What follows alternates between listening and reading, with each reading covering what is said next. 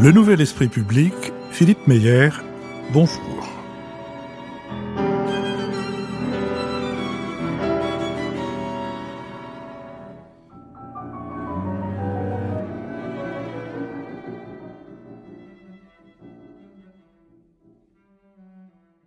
Bonjour, merci de nous avoir rejoints pour ce nouveau Nouvel Esprit Public, une émission thématique autour de deux thèmes qui se tuilent, comme on dit, celui de la social-démocratie et celui du rocardisme et du moment Michel Rocard. En effet, après l'émission que nous avons faite sur le Parti socialiste il y a quelques semaines, et puis dans le chaos, comme on dit aujourd'hui, à la fois intellectuel et politique, il m'a paru intéressant d'essayer de préciser un peu ce que la social-démocratie est, ce qu'elle peut être, ce qu'elle a éventuellement été. C'est la raison pour laquelle je remercie mes invités d'avoir accepté d'être autour de cette table. Et je commence par ordre de seniorité. Michel Vinocq, connu de nos auditeurs, historien, éditeur, fondateur et directeur de la revue L'Histoire, coprésident de la mission sur l'avenir des institutions avec Claude Bartholone, qui était président de l'Assemblée nationale, et bien sûr professeur au lycée Hoche, à Versailles, mais aussi à l'université de Vincennes et à Sciences Po. Éric Lombard, d'abord banquier, très mêlé au gouvernement Rocard, comme conseiller technique, cabinet du porte-parole du gouvernement, Louis Le Pinsec, et aujourd'hui directeur général de la Caisse des dépôts et consignations, membre des GRAC, toujours membre des GRAC. Plus maintenant. Bon, mais enfin proche des GRAC pendant le moment où la réserve ne s'imposait pas, et même trésorier, je crois d'ailleurs, à un moment donné, non ?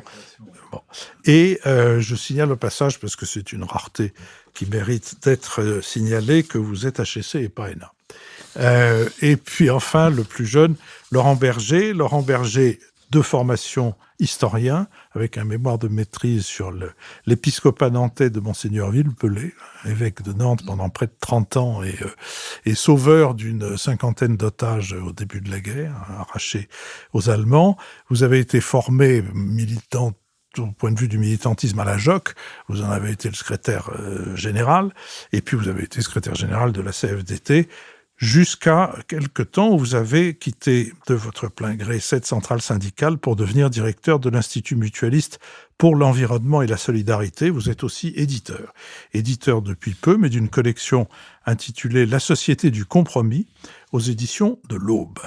Donc, je vous remercie d'avoir accepté mon invitation et je vous propose que nous essayions d'éclairer la notion de social-démocratie et que nous le faisions aussi à la lumière du moment Rocard. La notion de social-démocratie fait l'objet de plusieurs interprétations contradictoires. Dans son acception large, le concept renvoie à une forme d'organisation politique qui trouve son origine dans les pays scandinaves et dont l'essence, la nature, serait d'accepter le cadre de l'économie de marché tout en mettant l'accent sur la redistribution des richesses. Dans un sens plus étroit et plus polémique, le terme est assimilé au social-libéralisme et utilisé pour anathématiser une vision politique qui, sous couvert de défendre les travailleurs, se préoccuperait surtout de ne pas déranger les plus riches. En France, où il n'existe pas de parti se réclamant de la social-démocratie, cette ambiguïté est accentuée par l'attitude du Parti socialiste, au sein duquel l'héritage de la deuxième gauche ne cesse de faire débat. Si donc le concept de social-démocratie reste à préciser, l'un des hommes politiques s'en étant réclamé le plus est Michel Rocard, Premier ministre de 1988 à 1991.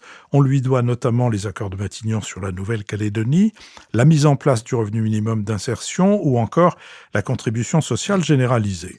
Son passage à Matignon est marqué par une attention portée à l'économie sociale et solidaire, aux négociations avec les syndicats et par la mise en place d'un nouveau contrat social reposant sur 3 piliers, réorganisation et décentralisation des conditions de travail, hausse maîtrisée des salaires, c'est-à-dire politique des revenus, attention portée à la formation continue des salariés.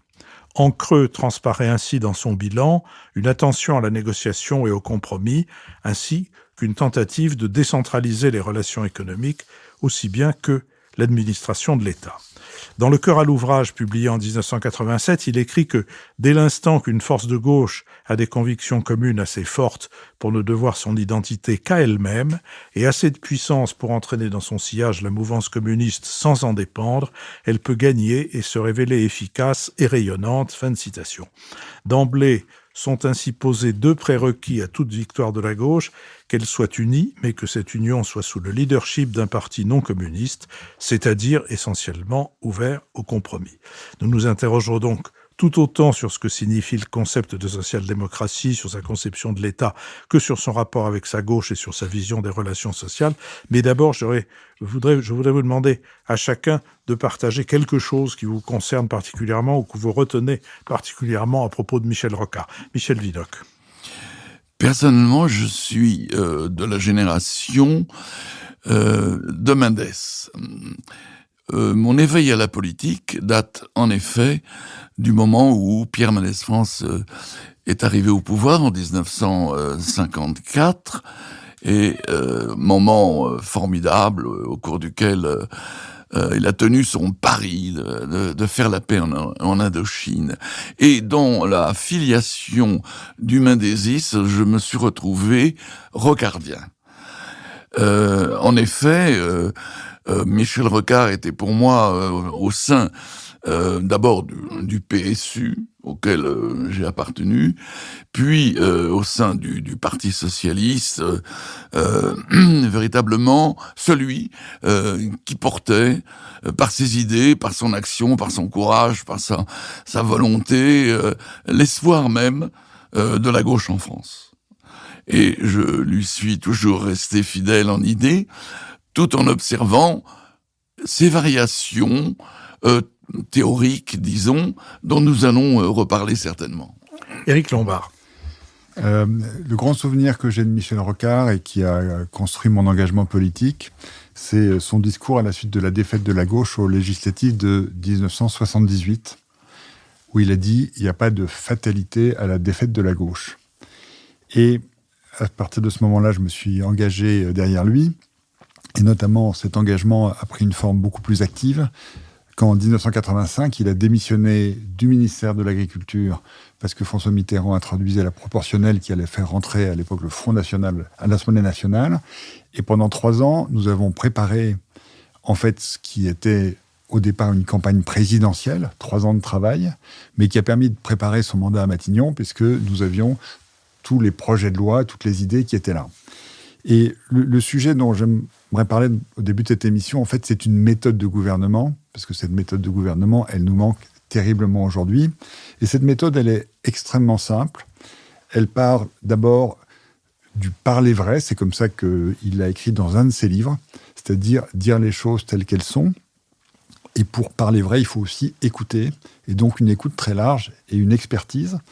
Et partant des faits et du dialogue avec l'ensemble des parties prenantes, et notamment les syndicats, et aussi les partis politiques largement, arriver à une négociation, et comme il le dit dans le livre Le cœur à l'ouvrage, la négociation, c'est le contraire de la guerre.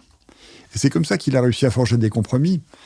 Et il faut rappeler que quand Michel Rocard était Premier ministre, il n'avait pas non plus la majorité à l'Assemblée nationale. Il n'avait pas non plus la majorité, donc les textes étaient votés une fois avec le Parti communiste, une fois avec les centristes, dirigés à l'époque par Jacques Barrot, et ça a permis de faire toutes ces réformes. Et une fois avec le 49.3, importantes, de temps en temps. Mais le 49.3, un très grand nombre de fois. Mais à la fin, il y a eu des accords, et ça a permis de faire avancer le pays de façon beaucoup plus consensuelle même que dans les moments où il y avait une majorité absolue. Et donc, cette méthode qui permet de respecter l'ensemble des parties prenantes, elle est incroyablement efficace. Et elle fait qu'on garde encore aujourd'hui la mémoire de son action, comme on garde celle de l'action de Pierre Mendès France. Laurent Berger. Moi, je suis d'une génération qui n'a pas connu, quand j'étais en exercice à la CFDT, en responsabilité, le mandat de Michel Rocard, mais sa proximité historique avec la CFDT faisait que quand on était secrétaire général, il était évident qu'on prenne contact avec Michel et qu'on l'invite à intervenir. On l'a fait intervenir plusieurs fois et on l'invite à déjeuner régulièrement, plutôt évidemment dans la dernière partie de sa vie.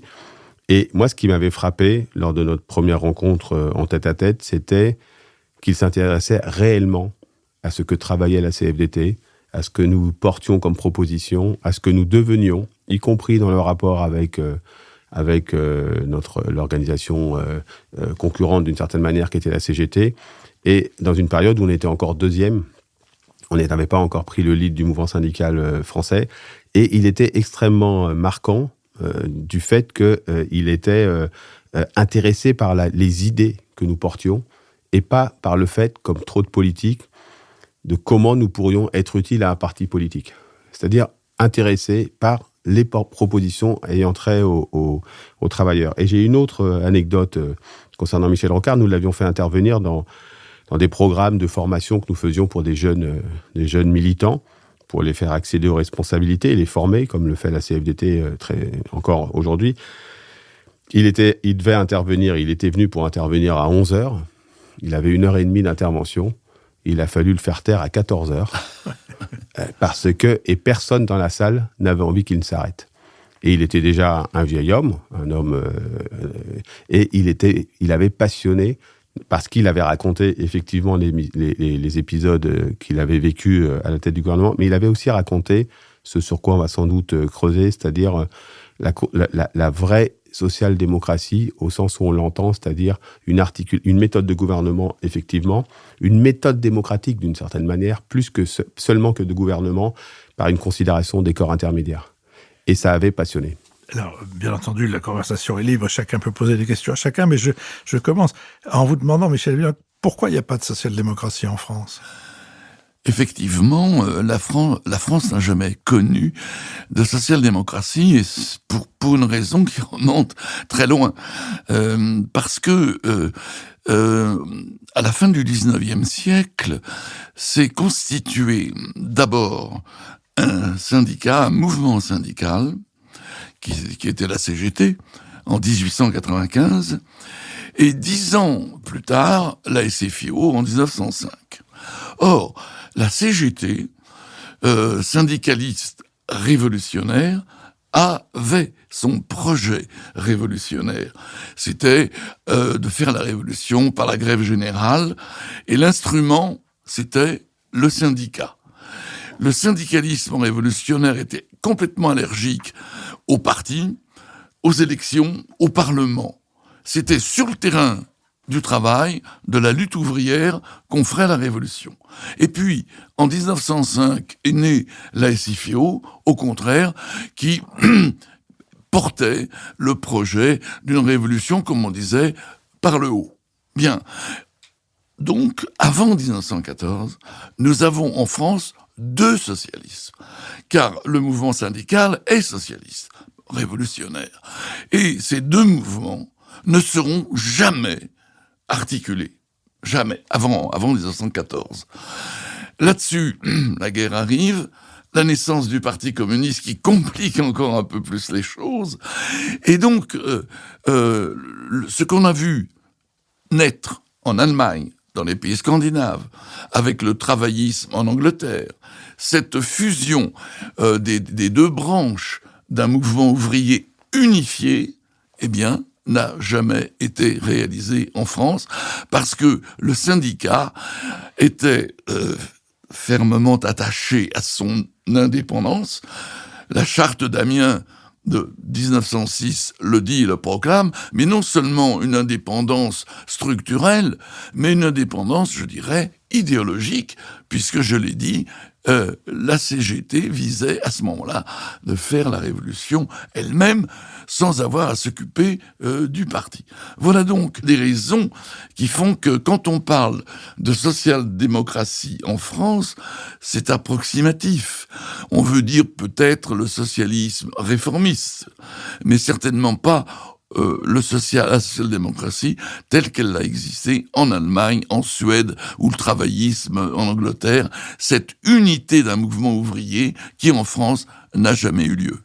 Laurent Berger, combien de temps est resté présente ce poids qui prend diverses formes, y compris celui de se demander toujours si on est assez à gauche, enfin, si on donne suffisamment de gages à ce qui est à gauche de soi-même. À quel moment pensez-vous que le syndicalisme se soit délivré de cette obsession ? D'abord, moi je veux compléter, et je suis tout à fait d'accord avec Michel Vinocq, ce qui a joué aussi, c'est que le syndicalisme par rapport à d'autres pays européens, il s'est constitué sur une base révolutionnaire, et lorsqu'il a travaillé avec un parti politique, c'était la CGT, avec le Parti communiste et qui n'était pas sur une logique de coopération, c'était une logique de, sinon de tutelle, en tout cas d'emprise assez forte du parti sur l'organisation syndicale.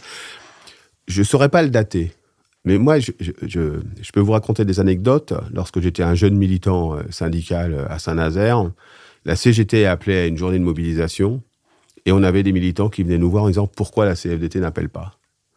On a commencé à s'émanciper de cette approche-là lorsqu'on a considéré, c'était dit tout à l'heure que Michel Rocard disait qu'il fallait être solide sur ses convictions, avoir des idées, avoir des propositions et s'affranchir d'une certaine manière de regarder sur sa gauche si on était suffisamment pur ou autre.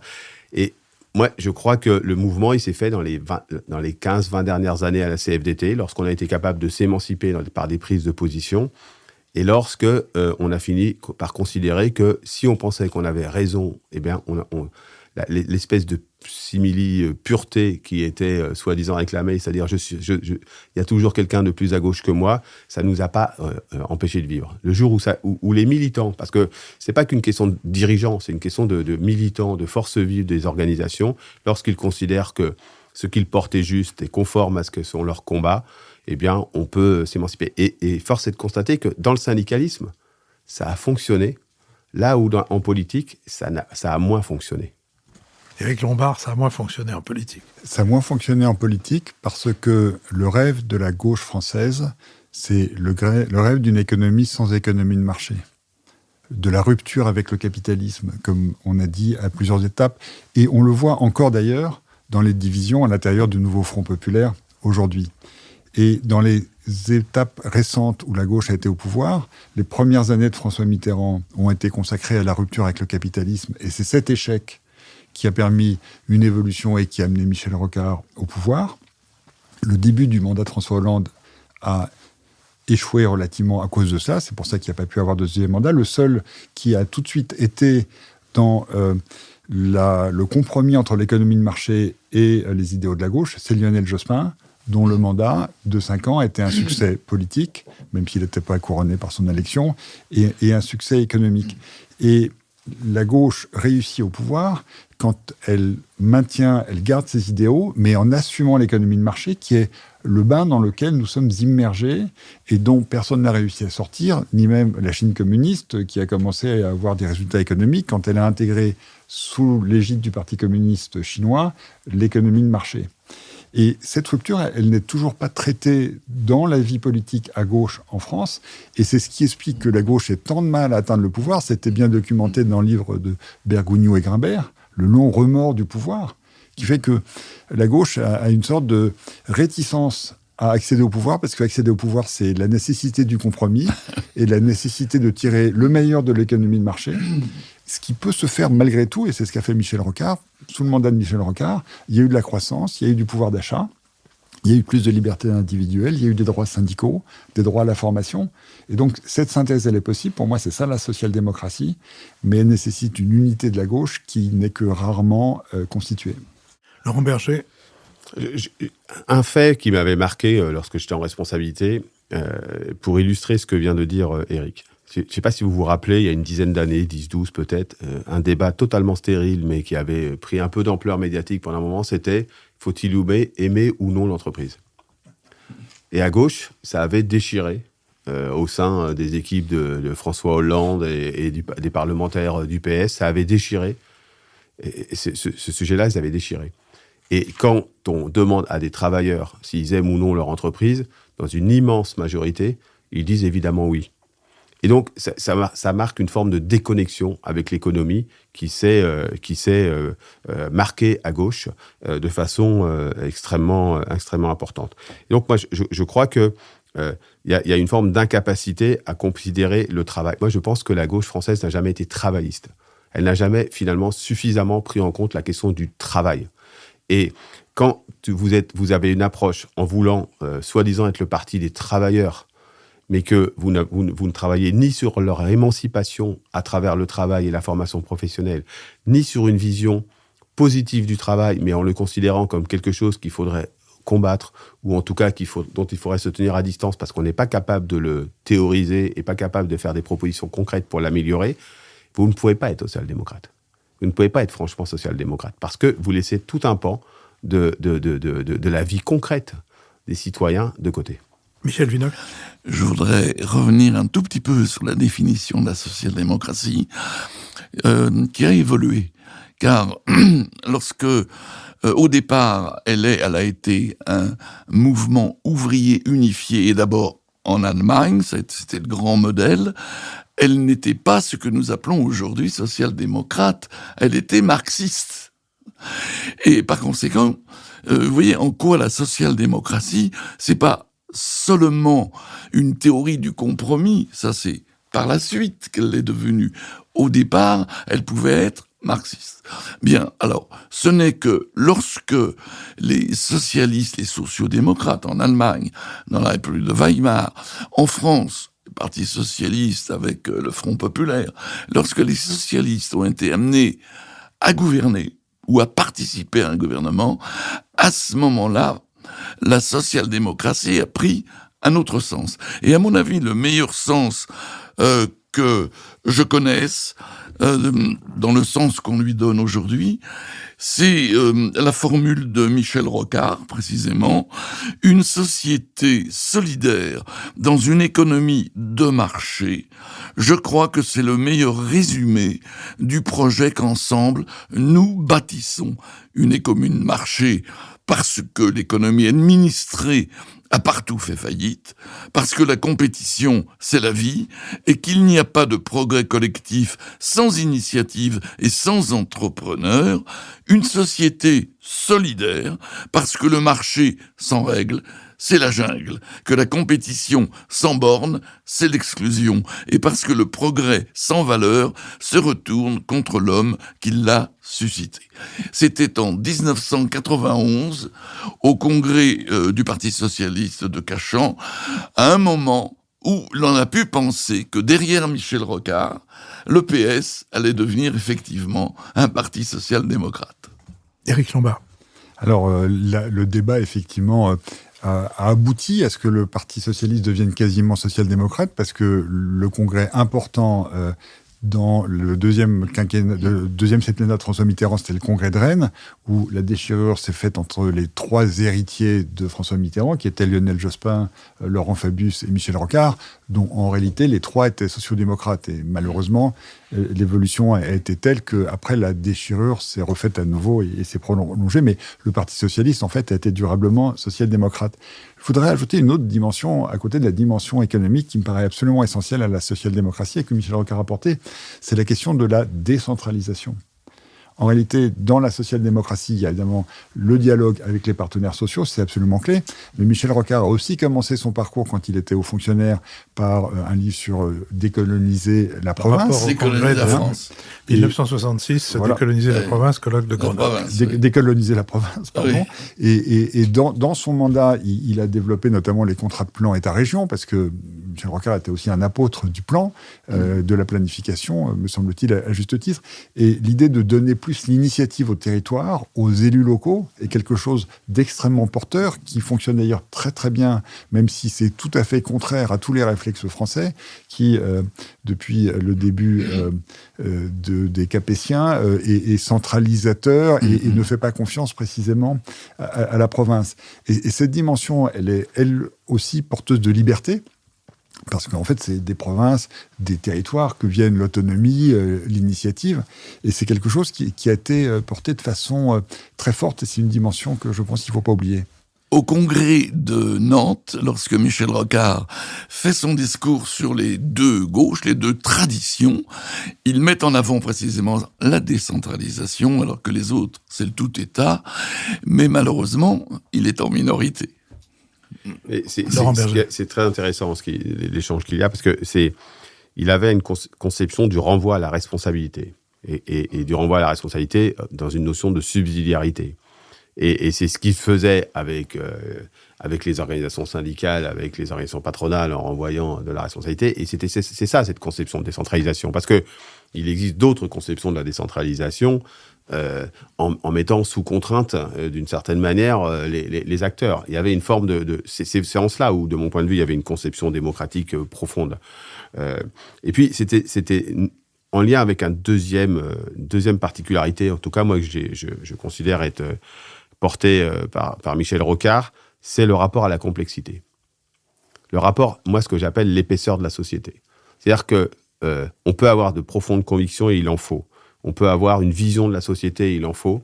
Il faut tenir compte de cette épaisseur de la société, de la complexité qui met les choix en tension. Et quand on a cette conception-là, souvent, ça va avec le courage qui va avec. C'est ce qu'il a fait sur la CSG quand il était question de trouver d'autres sources de financement qui soient plus justes pour faire vivre notre vision du rôle de la puissance publique et des services publics. Et de la protection sociale particulièrement également. Et donc, moi, je crois que c'est ça aussi. En fait, c'est une sorte de sortie des facilités, sortie des slogans. Et c'est ça qui était intéressant. Et c'est ça qui, parfois, à gauche, n'est pas bien vécu.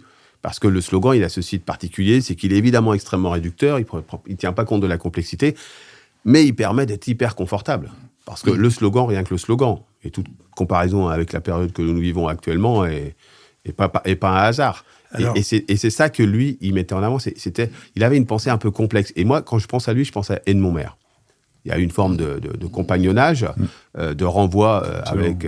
voilà, et je pense que tous les deux, ils avaient une forme de rapport à la complexité qui était assumée et qui empêchait le simplisme. Peut-être qu'il faut ajouter Jacques Delors, non ? Oui, Ouais, il faut ajouter Jacques Delors, il faut ajouter Jacques Delors, il faut sans doute ajouter aussi tout un tas de politiques ou de syndicalistes qui ont fait ce chemin. Mais à l'origine de la réflexion et de la pensée de Michel Rocard, il y a tout son travail au PSU qui est basé sur une logique autogestionnaire. Absolument. Et en fait, l'autogestion, c'est quoi ? C'est la démocratie jusqu'à son terme. Et c'est une décentralisation.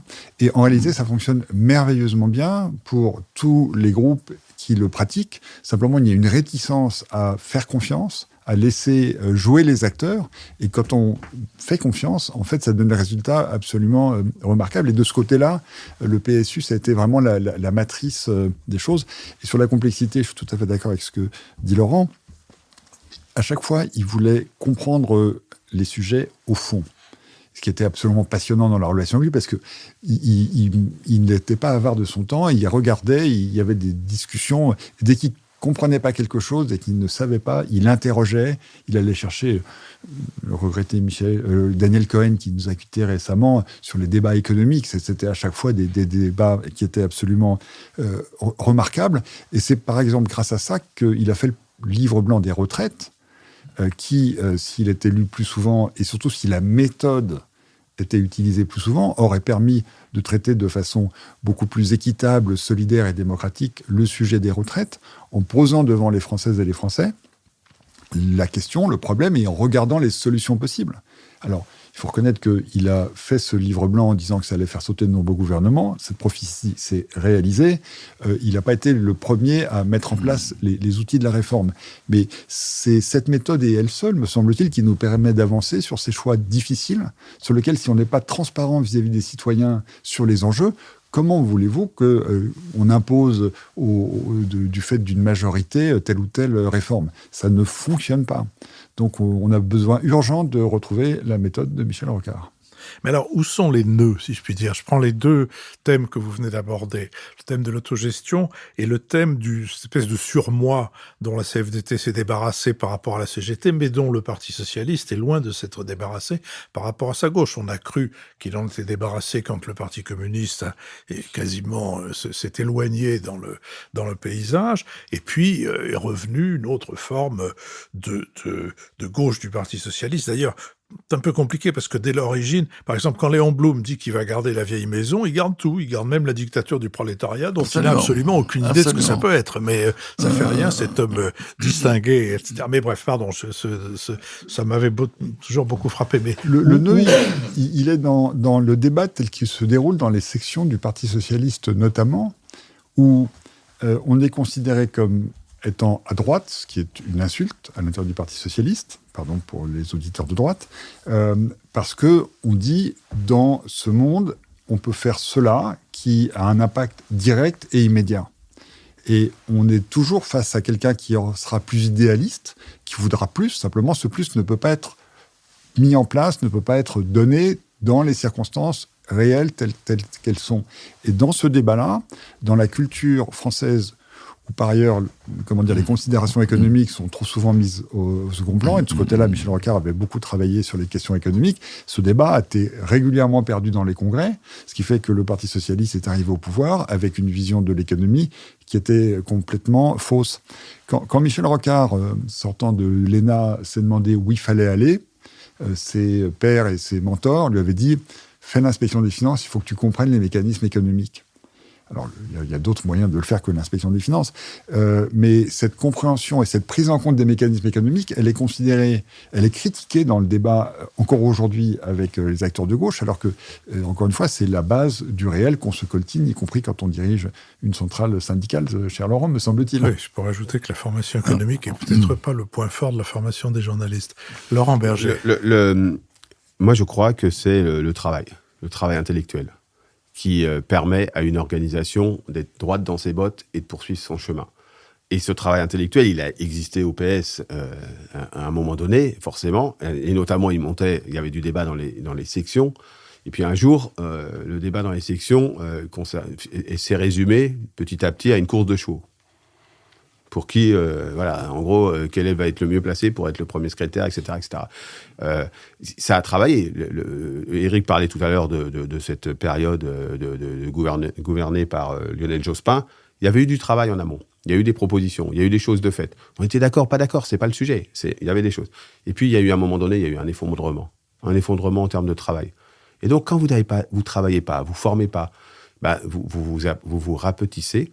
Vous ne faites plus fonctionner l'intellectuel collectif, ce qui est un peu le rôle d'une organisation, finalement. C'est de mettre ensemble des personnes pour faire des propositions, travailler, etc. Et puis quand, en plus, vous considérez que l'organisation avec laquelle vous pourriez travailler quand même, parce qu'elle est quand même... elle a un fond commun, et qui est la CFDT, et là, je parle de périodes plus récentes, mais vous considérez que son rôle serait simplement de vous aider à accéder au pouvoir, et pas de regarder pourquoi faire, et de quelle forme de gouvernement... vous faites n'importe quoi. Et donc, vous faites n'importe quoi. Et quand vous faites n'importe quoi, vous voulez une pensée simple. Et la pensée simple, c'est le slogan. Et c'est un peu le fait de dire, nous ne faisons pas insulter en étant traités de droitiers. On va faire comme si il fallait être plus à gauche que moi, tu meurs. Oui, il y a des hommes politiques qui ressemblent à ces cavaliers, je ne sais plus de qui est la citation, qui mettent tellement d'énergie à se maintenir en selle qu'ils oublient la direction qu'il faut donner à leur cheval. Michel Vinocq. Oui, puisque je fais un peu l'historien, ce qui me frappe, c'est la continuité dans l'histoire du Parti socialiste de la présence d'une extrême gauche du parti, qui est absolument allergique à gouverner, au compromis, etc. Et pour le comprendre, il faut revenir à la naissance de la SFIO en 1905. Sur quelle base la SFIO s'est fondée ? Sur la base de la lutte des classes, de la Révolution, et sur l'interdiction à tout socialiste de participer à un gouvernement bourgeois. Si on saute après la Première Guerre mondiale, il faut voir les acrobaties de Léon Blum, extrêmement intelligent, vous l'avez dit tout à l'heure, qui conserve absolument la doxa marxiste, mais qui est bien obligé d'en arriver au pouvoir et par conséquent de gouverner. Donc une acrobatie intellectuelle entre la conquête du pouvoir ou l'exercice du pouvoir. Nous, socialistes, admettons, nous pouvons peut-être, dans l'état actuel des choses, puisque nous sommes arrivés en tête, avoir l'exercice du pouvoir. Enfin, vous voyez, il y a toute une réflexion comme ça, intellectuelle, pour se justifier. Voilà, se justifier de gouverner. Et qu'il y a toujours eu, jusqu'aux frondeurs et aujourd'hui, LFI et compagnie, toujours eu ce regret, n'est-ce pas, ou ce surmoi marxiste, révolutionnaire, qui interdit, par conséquent, une partie des socialistes et de la gauche de gouverner pleinement. Éric Lombard. Sur le travail, c'est un sujet essentiel. J'ai évoqué tout à l'heure la préparation de la campagne présidentielle qui n'a pas eu lieu entre 85 et 88, 3 ans, sur lequel on avait réuni, coordonné par Bernard Spitz, tous les experts de gauche et nous avions interrogé les sachants qui n'étaient pas des militants, mais qui pouvaient apporter quelque chose dans les domaines de l'économie, de la justice, du social, de l'international, de la défense, en construisant réellement une base programmatique. Dans la période, on avait fait, pour Michel Rocard dans le Nouvel Obs, un travail pour donner un avis sur ce que faisait Jacques Chirac, Premier ministre. Nouvel Obs, avec le sérieux qui est le sien, avait publié 20 pages d'analyse sur les différents axes politiques et ce qu'on en pensait de façon méthodique. Et ce travail intellectuel qui, pour moi, est essentiel dans la construction politique, malheureusement, il se fait encore aujourd'hui dans certains partis, mais pas dans tous. Et dans la dernière campagne présidentielle, en regardant qui pouvait, par exemple, s'intéresser à l'expertise de la Caisse des dépôts en matière de logement social, d'aménagement du territoire, etc.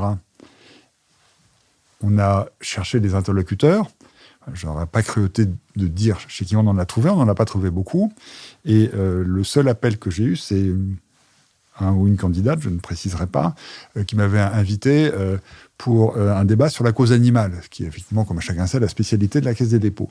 Et donc cette pauvreté de la réflexion de fond, argumenté, débattu avec des scientifiques, avec des intellectuels, avec des sachants, c'est une des raisons des difficultés qu'on a dans la pratique politique. Parce que, évidemment, du coup, les personnes qui arrivent en responsabilité manquent un peu d'idées pour avancer. Laurent Berger.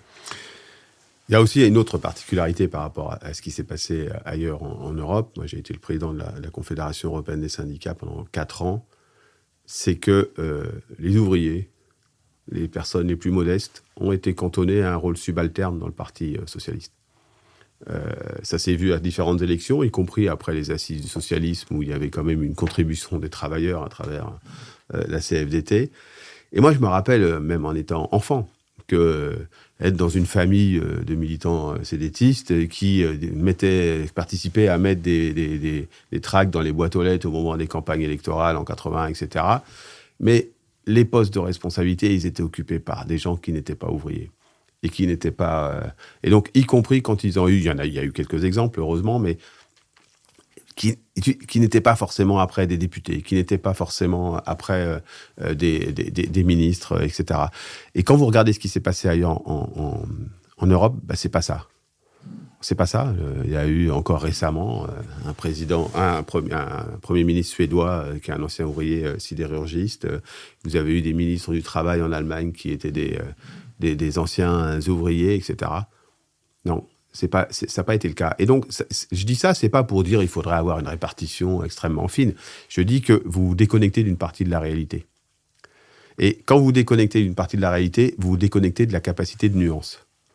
Parce que quand vous fantasmez le monde tel qu'il devrait être et pas le regarder tel qu'il est, et ce que sont les aspirations des uns et des autres, et les tensions, encore une fois, qui traversent la société, vous n'êtes pas en capacité de finalement proposer quelque chose qui soit ferme sur les idéaux, sur la vision, sur même une forme d'utopie en termes de société, mais qui soit basé sur la réalité et qui trouve le chemin pour renvoyer de la responsabilité.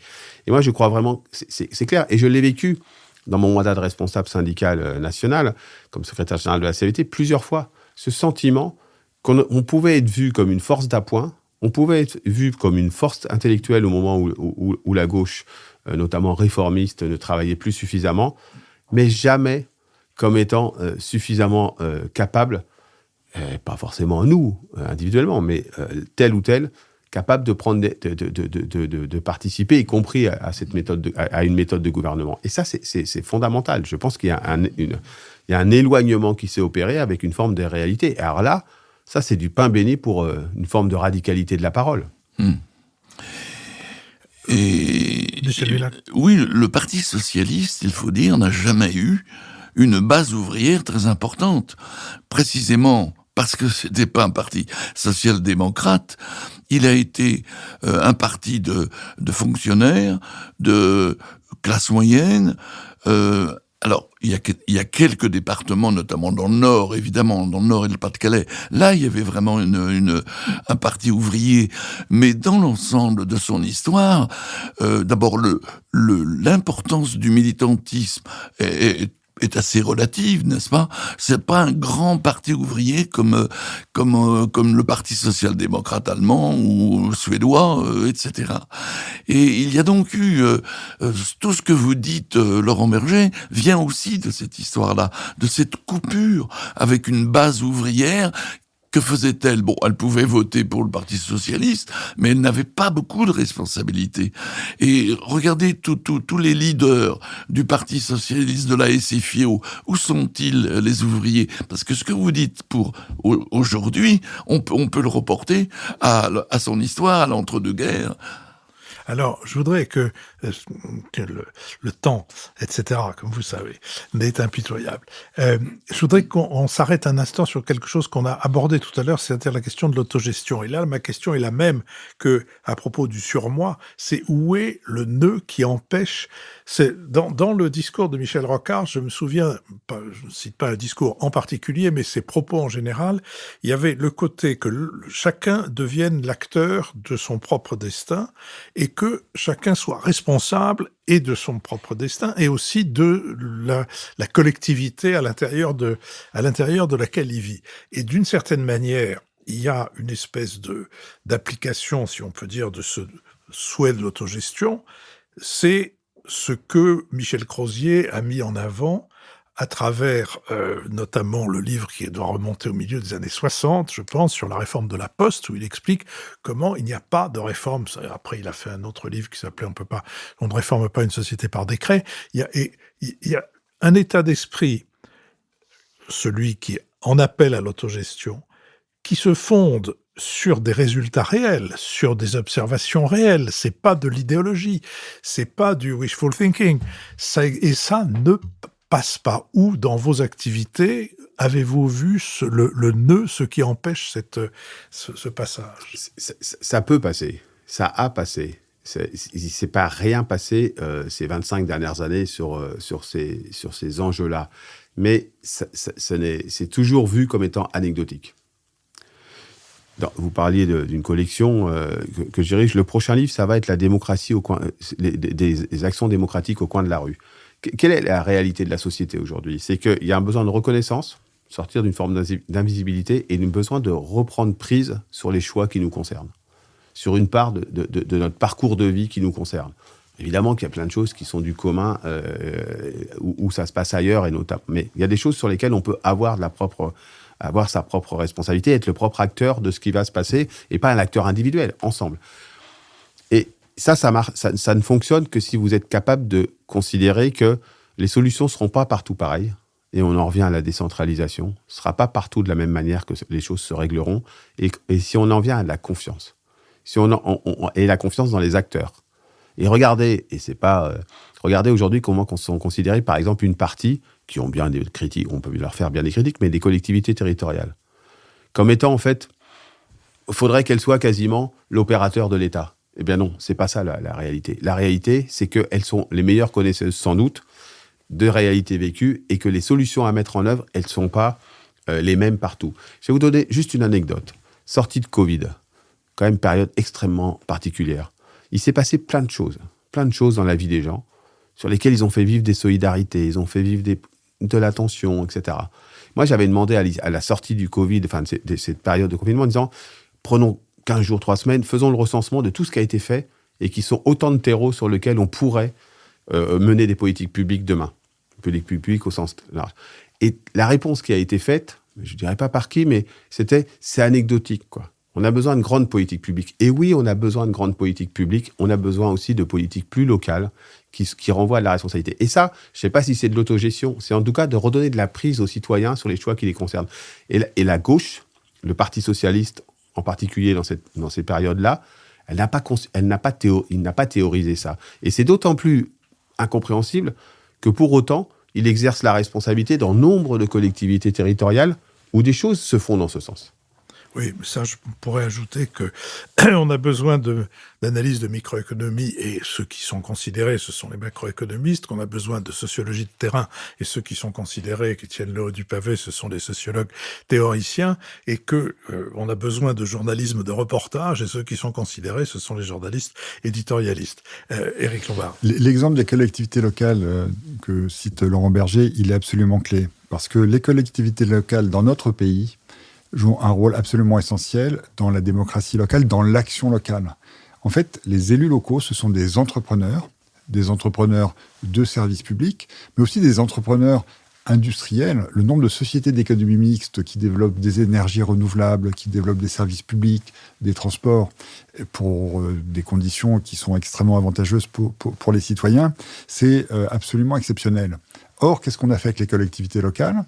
On leur a enlevé l'autonomie des ressources, qui est quand même la base pour une unité économique et politique, en recentrant et en remplaçant les ressources locales par une dotation globale, par une part de TVA, par un machin, par un truc, arrosé à partir du centre en fonction de critères qui n'ont plus rien à voir avec ce qui se passe dans telle ou telle collectivité.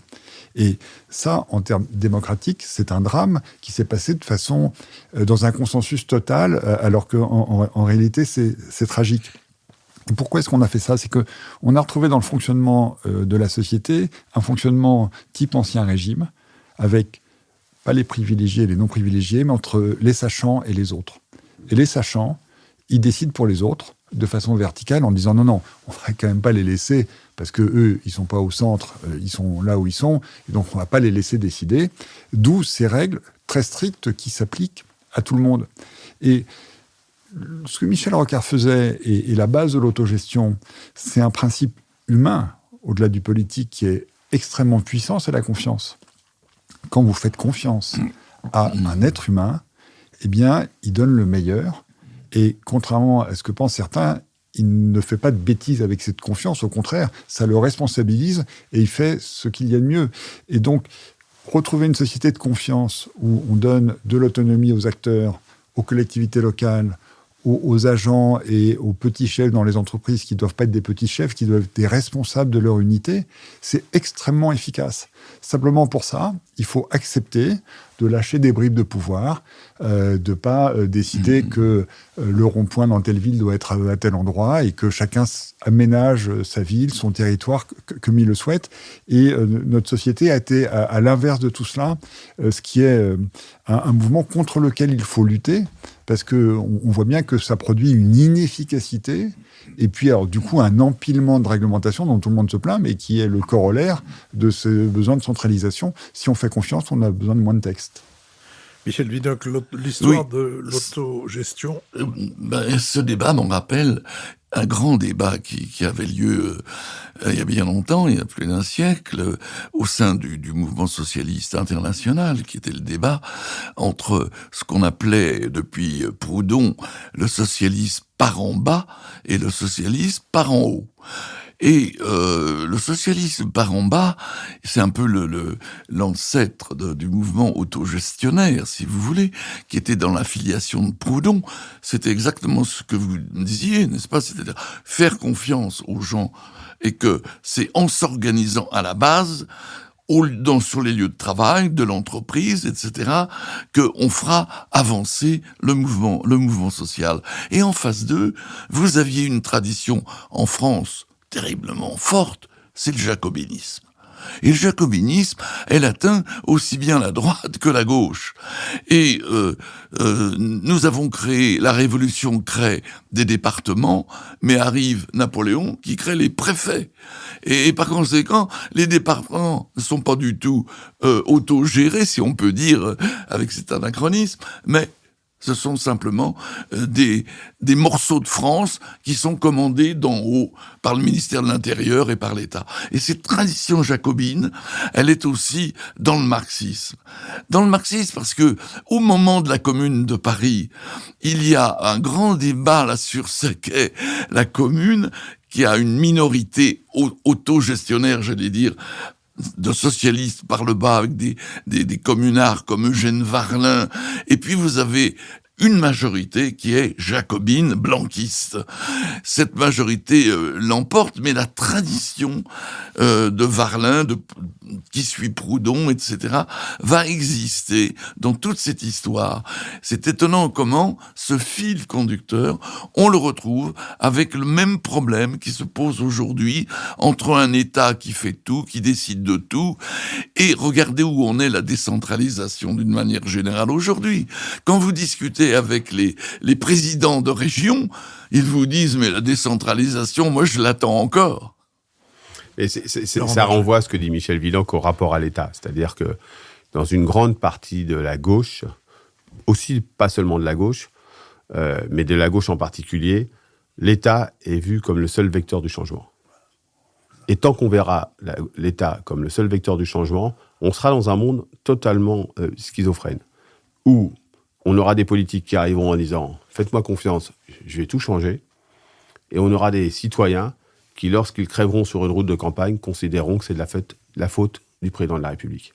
Et donc, en fait, on est en train de vider, mais c'est pas là, pour le coup, la seule responsabilité de la gauche, on est en train de vider tout ce qui fait, ce dont je parlais tout à l'heure, l'épaisseur de la société et des réalités qui sont différentes.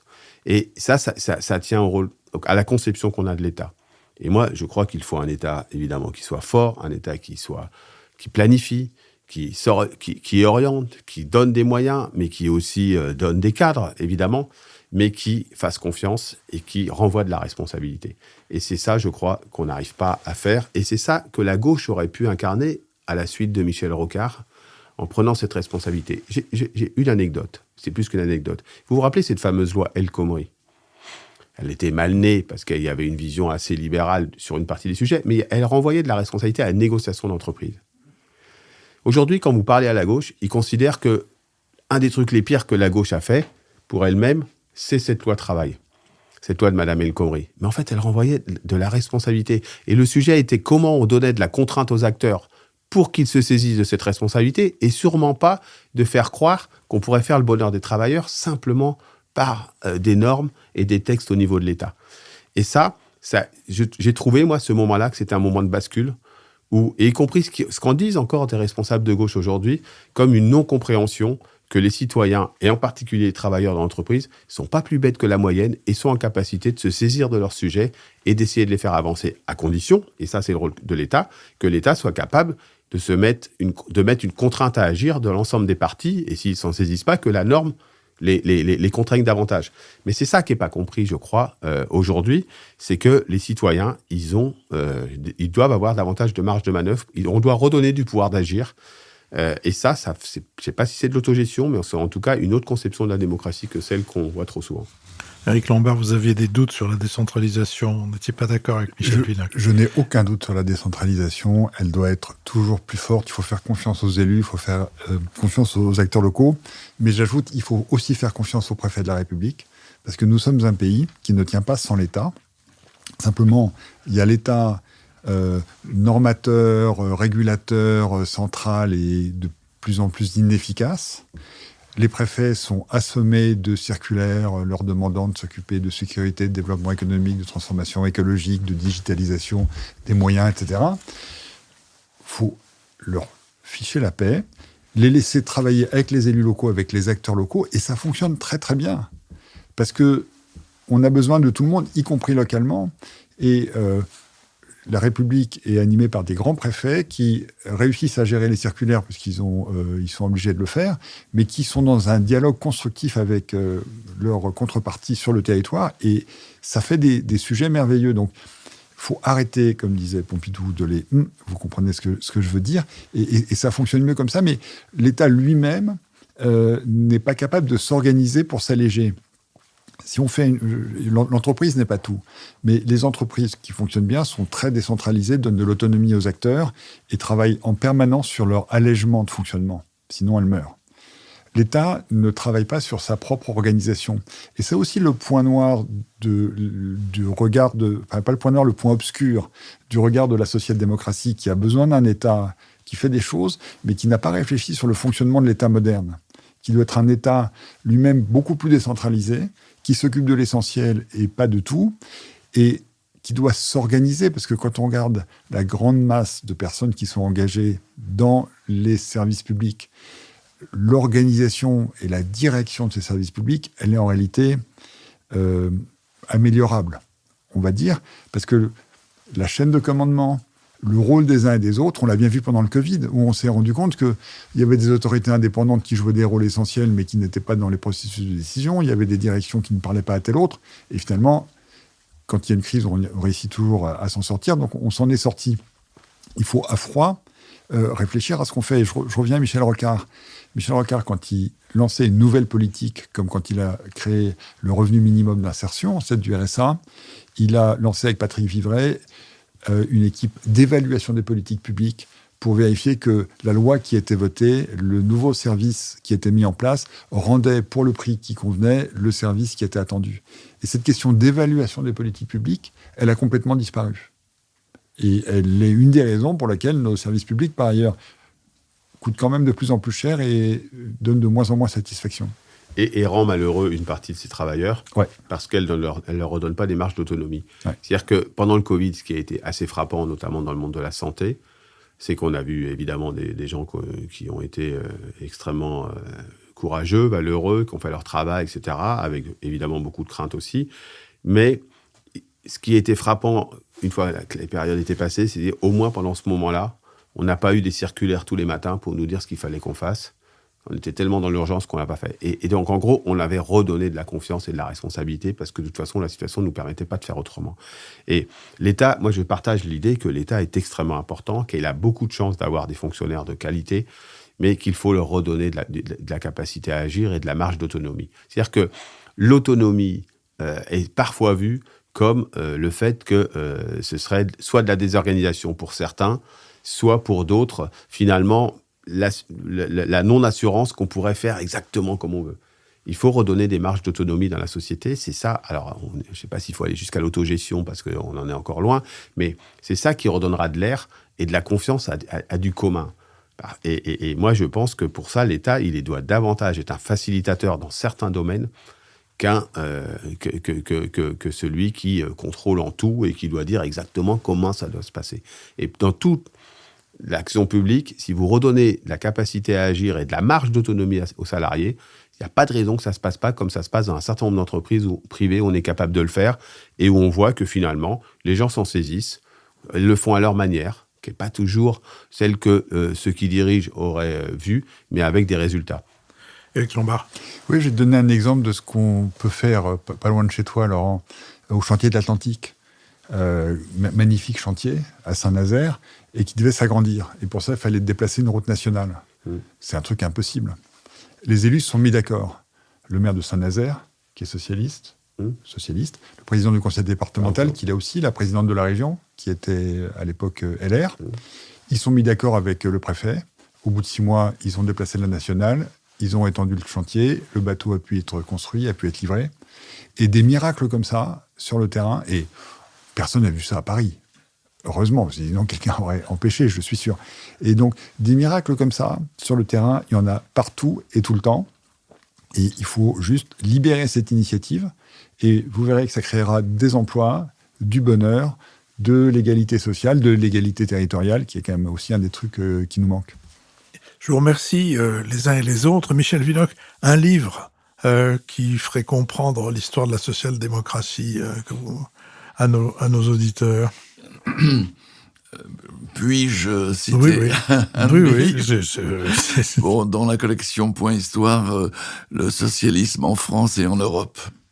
Merci beaucoup, Laurent Berger, merci. Éric Lombard, merci, oui. Puis-je ajouter un dernier mot? Oui. Nous avons, à quelques anciens, fondé un site qui s'appelle michelrocard.org, sur lequel vous trouverez de façon régulière des informations et accès à toutes les archives. Oui, qui publie une lettre d'information. Mais vous avez accès aux vidéos, vous avez accès aux livres, aux ouvrages. C'est absolument passionnant. C'est pas que la social-démocratie, mais c'est tout Michel Rocard. Oui, dans un récent numéro, d'ailleurs, il y a une analyse, pas une analyse, mais une réaction de Michel Rocard à une chose inexacte et méchante qu'avait dit à son propos et à propos de la manière dont il avait géré les finances, son ami de toujours, Jacques Chirac, puisqu'ils étaient avec elle ensemble. Et la manière dont Michel répond à ça est tout à fait remarquable parce que c'est est débarrassé de toute espèce d'égocentrisme et de blessures narcissiques. Il dit, voilà, bon, je connais les numéros comme ça, on sait ce que c'est que la politique. Bon, il a envoyé un scud, sauf que moi, je me fous qu'il m'ait fait une méchanceté, mais ce que je veux dire, c'est que c'est faux. Et voilà pourquoi c'est faux. Et j'ai proposé à toutes les rédactions, y compris à la rédaction du Monde, de publier les véritables chiffres et non pas ceux que Chirac avait truqués. Et la rédaction du Monde s'est carapatée et ne l'a jamais publié. Je vous remercie. Je remercie François Citon avec qui cette émission a été préparée. Benoît Carré qui va en assurer le compte-rendu analytique, le compendium. Nicolas Tourneau qui veille à notre site tandis qu'Olivier Magloire veille aux plateformes. Adrien Beccaria qui a enregistré notre conversation pour le studio L'Arrière-Boutique et Julien Neuville et Nouvelles Écoutes qui produisent notre podcast. Je vous donne rendez-vous la semaine prochaine pour un nouvel Esprit Public.